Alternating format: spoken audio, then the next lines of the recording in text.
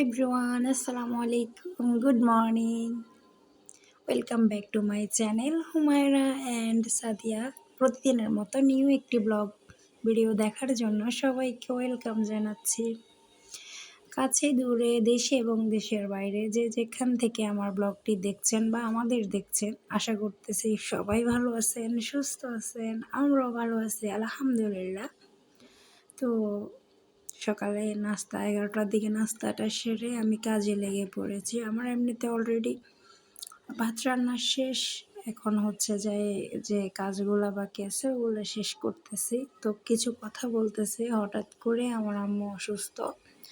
আজকে কয়েকদিনে অসুস্থ ছিল, কিন্তু আজকে যে এতটা অসুস্থ হবে আমি ভাবতেই পারি নাই।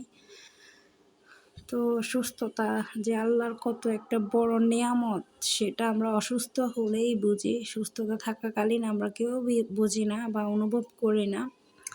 আমরা তখন আল্লাহকে ভুলে যাই যখন আমরা সুস্থ থাকি।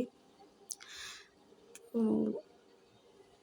বিপদ বলে কয়ে আসে না, একটি কথা। আমি কাজ না শেষ করতে আমার আম্মুর রুম থেকে চিৎকার করে উঠল। মানে কেন আমি বুঝতে পারিনি, বাট প্রথমবার আমি যাইনি। পরের বার নেক্সট টাইম আমার মনের ভিতরে একটু নাড়া দিল যে আমার আম্মু এভাবে কেন ডাকলো আমাকে, একটু যাই দেখে আসি। তো এরপরে দেখি যে আমার আম্মু ঘেমে গেছে, একদম পুরা ঘেমে গেছে। তো আজকে কেন আমার আম্মুকে আমরা ডাক্তারের কাছে নিলাম সেটাই আপনাদের মাঝে শেয়ার করতেছি। অবশ্যই আমার পুরো ভিডিওটি দেখবেন, ভালো লাগবে। যদি ভালো লেগে যায় আমার চ্যানেলটার পাশে থাকবেন, ভালোবাসা দিবেন, আমাদের জন্য দোয়া করবেন সব সময়, আমরা যেন এই পরিস্থিতিগুলো কাটিয়ে উঠতে পারি। তো এই যে আমার কাজটা শেষ করার আগেই আমার আম্মু আমাকে ডাকলো। আমি পরের বারেই গেছি। প্রথম যখন ডাকছিল তখন আমি যাই নাই, আমি মনে করছি যে এমনি ডাকতেছে। তো বাট অসুস্থ ছিল, কিন্তু আমি ভাবতে পারিনি যে এতটা অসুস্থ হয়ে যাবে। এমনিতে অনেক বিভিন্ন সমস্যা, তো ওই জন্যই হচ্ছে যে ডাক্তারের কাছে নিয়ে যাওয়া। হসপিটালে নিয়ে গেছিলাম। তো আমার কাজগুলা গুছিয়ে নিয়ে আমি চলে গেলাম আম্মুকে নিয়ে হসপিটালে। নেওয়ার পরে ডাক্তার কিছু ওষুধ দিয়েছে, আর যেগুলো আগে চলতেছে ওগুলো চলবেই। ওটা একদম উনি মরার আগ মুহূর্ত ছাড়তে পারবে না, এরকম আর কি। তো যেহেতু উনি হার্টের পেশেন্ট, আমার আব্বু সেম। তো আল্লাহ যেন ওনাদের দুজনকে ভালো রাখে, সুস্থ রাখে। সবার মনের আশা সবার মাঝে যেন সবার বাবা মা যেন ভালো থাকে, সুস্থ থাকে, বাবা মা যেন সারা জীবন তাদের পাশে থাকে। তো বাবা মা ছাড়া সব কিছুই অন্ধকার আমি মনে করি।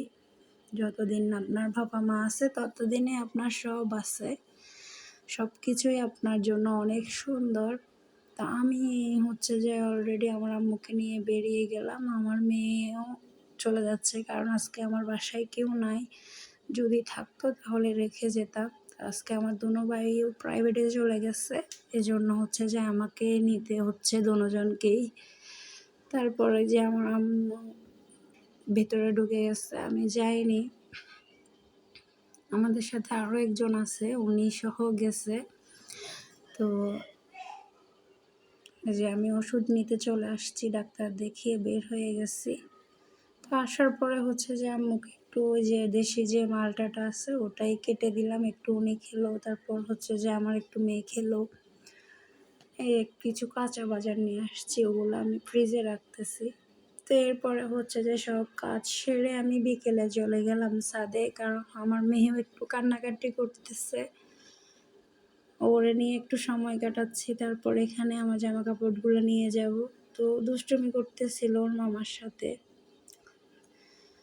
তো এটাই আমার আম্মু কথা বলতেছিলাম যে দোয়া করবেন সবাই ওনার জন্য। এই যে আমার আব্বুকে যে ইন্স্যুরেন্স মারতেছে, কারণ এটা আমাদের ফার্স্ট টাইম। আমরা এগুলো সরাসরি কখনো দেখি নাই বা কাউকে মারতেও দেখি নাই, ওরকম আর কি। তো আমার যখন বাইরে ছিল আমার আব্বু, তখন আমার হাজব্যান্ডে মারতো। এবার আমরা ট্রাই করতেছি এটা পারতেছে কিনা, আমার আব্বুর সাথে মজাও করতেছি, কারণ উনি এখনও ভয় পায়। দেখলাম যে তো এর মাঝে আমার ভাই একটু দোকানে দিয়ে গেল, নাস্তা নিয়ে আসলো। তো আমার ভিডিওটি যদি ভালো লাগে অবশ্যই ভালোবাসা দিবেন। আজকের মতো আমি এখানেই শেষ করতেছি। আল্লাহ হাফেজ।